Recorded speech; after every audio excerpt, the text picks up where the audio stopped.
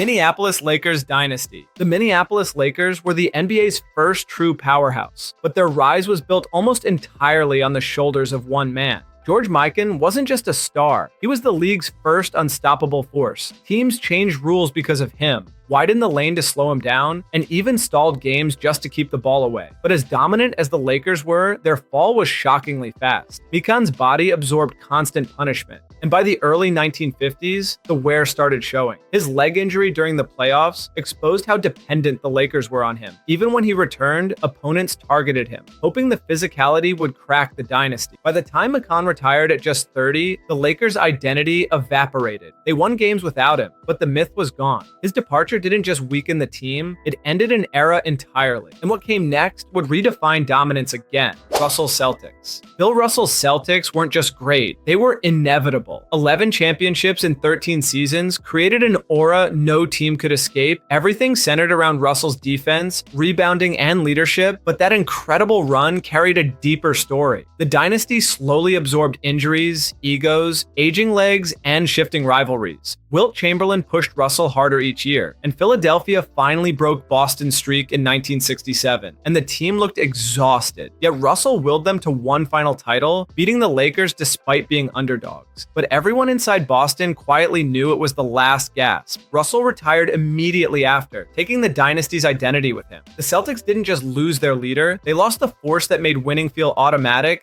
and the league sensed a power shift beginning. Showtime Lakers. The Showtime Lakers brought glamour, speed, and a style that made basketball must-watch television. Magic Johnson turned fast breaks into theater, Kareem's skyhook became timeless, and Pat Riley crafted a system that felt like Hollywood in motion. But beneath the flash was a fragile core. The team aged quickly. Kareem hit his 40s, Worthy battled injuries, and role players struggled to keep up with the blistering pace. Johnson's shocking HIV announcement in 1991 didn't just end his season, it ended the dynasty overnight. The Lakers spiraled without him, losing their identity and their leader in one devastating moment. And while Los Angeles remained a marquee franchise, the glitz faded instantly, proving that even the brightest era can collapse in a single day. But the next dynasty would rise from the exact same rivalry. Birds Celtics. Larry Bird transformed the Celtics the moment he arrived, but his relentless style came at a cost. Boston's frontcourt was legendary with Bird, McHale, and Parrish, yet all three absorbed brutal physical punishment each season. McHale played through a fractured foot that never fully healed. Parrish battled chronic knee issues. Bird's back deteriorated from years of diving on hardwood floors and carrying the offensive load off the court. Boston faced a darker curse. Len Bias, the star meant to extend the dynasty, never played a game for them. And Reggie Lewis's sudden passing years later shattered their long-term future. By the late 1980s, Bird could barely move without pain, and the Celtics' once impenetrable chemistry began unraveling. Detroit and Chicago started beating them consistently, but the league's next great disruptor was already forming elsewhere. Bad Boy Pistons. The Bad Boy Pistons clawed their way into greatness using physicality, toughness, and psychological warfare. They didn't just win, they intimidated, but their style came with a ticking clock. Isaiah Thomas battled wrist and ankle injuries that limited his explosiveness. Dennis Rodman's role shifted, creating internal friction, and the league itself began pushing back, instituting rules that directly targeted Detroit's bruising style. Their rivals also got stronger. The Bulls were no longer the team they bullied in 1987 or 1988. By 1991, Michael Jordan broke them mentally and physically, sweeping the Pistons and igniting the infamous walk-off moment. That collapse exposed just how thin Detroit's margin for dominance had become. Aging bodies, fading chemistry, and a changing league left them behind almost instantly. And what came next for Chicago would redefine winning. Jordan's Bulls Part 1. The first Bulls three-peat felt invincible. Michael Jordan became a global icon, Scottie Pippen evolved into a top 3 player, and Phil Jackson unlocked the triangle offense. Yet behind the scenes, pressure mounted. The media circus around Jordan exploded. The gambling controversies grew louder. The nonstop spotlight became suffocating. After the 1993 championship, Jordan shocked the world by walking away, choosing baseball over basketball. His retirement didn't just pause the dynasty, it severed it. But when Jordan came back, the league wasn't ready for what he was about to unleash. Jordan's Bulls Part 2. The second Bulls dynasty was even more dominant, but it was built on a foundation already cracking. Jordan returned with a vengeance,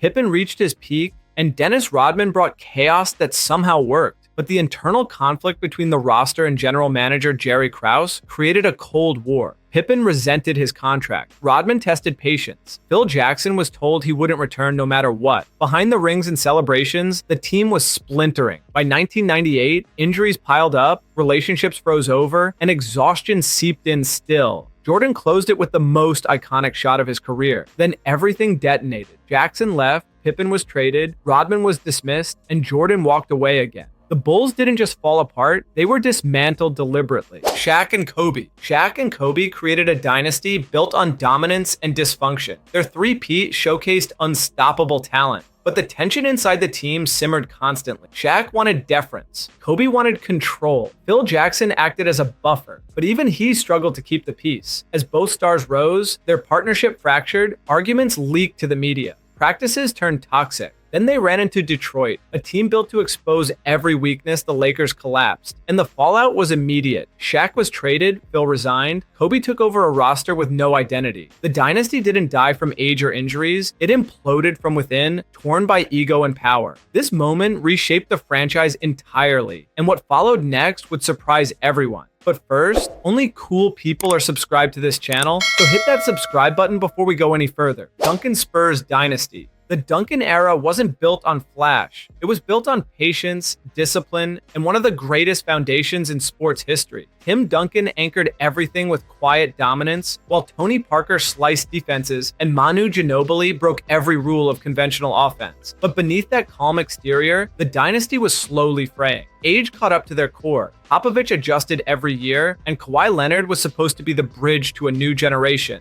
Then came the fracture. Kawhi's injury saga in 2018 spiraled into mistrust, medical disagreements, and an eventual trade demand that shocked the league. With one move, the Spurs lost the future face of their franchise. Duncan had retired, Ginobili was aging, and Parker was on his final legs. Their identity, built on harmony and development, suddenly cracked. The Spurs made the playoffs, but the aura was gone. Kobe and Pau Lakers. The Kobe and Pau Lakers revived a franchise that had been drifting since Shaq's departure. Kobe reached a new level, combining relentless intensity with unmatched skill. Pau Gasol arrived as the perfect counterbalance, bringing finesse and high IQ play that elevated the team instantly. They reached 3 straight finals, winning 2 titles and restoring Lakers' prestige. But as quickly as it returned, the decline hit hard. Kobe's workload accelerated the wear on his body. Paul faced trade rumors, roster moves created instability, and Dwight Howard's arrival sparked chaos instead of dominance. The 2013 season became the breaking point. Injuries stacked endlessly, chemistry collapsed, and Kobe's Achilles tear symbolized the official end. The dynasty dissolved not from a single issue, but from pressure compounding year after year until the structure buckled.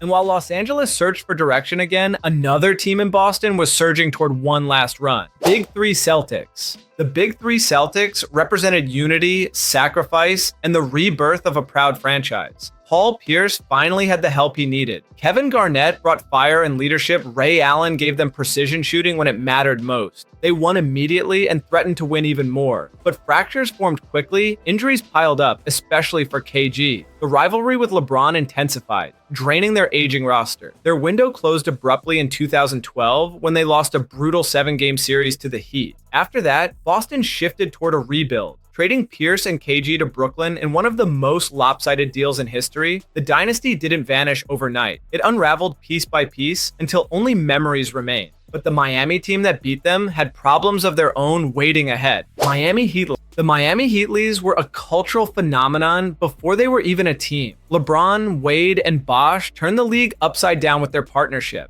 and expectations skyrocketed instantly. They dominated the East, made 4 straight finals, and captured 2 championships. Yet the pressure never stopped. Wade's injuries worsened. Bosh adapted, but the physical toll grew. LeBron faced constant scrutiny that no superstar had ever dealt with. The 2014 finals against the Spurs shattered everything San Antonio dissected Miami's defense with surgical precision, exposing their fatigue. After that, LeBron saw the writing on the wall and returned to Cleveland. Without him, the Heat dropped sharply. Bosh faced frightening health struggles, Wade left, and the super team era ended abruptly. And the next dynasty would take that pressure to a new extreme. Warriors Superteam. The Warriors Superteam changed basketball forever. Steph Curry's shooting redefined spacing. Klay Thompson's precision created nightmares. Draymond Green controlled everything from the shadows. And then Kevin Durant elevated them into something the league had never seen. They were overwhelming, efficient, and nearly unbeatable. But behind the dominance came fractures. Durant battled constant criticism over joining a stacked team. The infamous blow-up with Draymond in 2018 revealed how tense things had become. Injuries in the 2019 finals destroyed what seemed like a guaranteed three-peat. Durant tore his Achilles. Klay tore his ACL. The Raptors smelled blood and ended the run Durant left for Brooklyn days later. Golden State didn't just lose a superstar, they lost the shield that made them untouchable. The dynasty collapsed instantly, leaving the franchise bruised. And what came next was even more unpredictable as Curry tried to rebuild something new from the ashes. Warriors Reload Team. Golden State's reload wasn't a full dynasty, but it was a stunning revival. Curry returned healthy, Klay rehabilitated for years, and the franchise hit on young players who bought into their culture against all odds. They won the 2022 championship, proving their core still had magic left. But that spark faded quickly. Draymond's punch on Jordan Poole fractured the locker room. Klay struggled to regain his old form. By 2024, Klay left for Dallas, Draymond battled consistency and suspensions, and Curry carried an impossible load. Their identity blurred between rebuilding and contending,